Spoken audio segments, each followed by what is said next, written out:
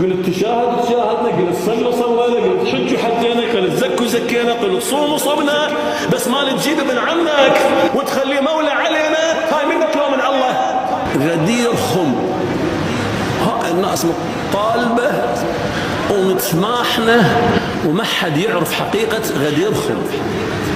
عند العودة من مكة لحضرة سيدنا النبي مع المصطفى أكثر من 120 صحابي جاءوا إلى غدير من ماء بين المدينة ومكة المكرمة اسمه غدير خم على التسميات مع أهل الحجاز. فوقف عنده سيدنا النبي ونادى بالناس وتجمعوا، فجيء بسيدنا علي فرفع يده أمام الأشهاد وقال: من كنت مولاه فعلي مولاه. ابن عم النبي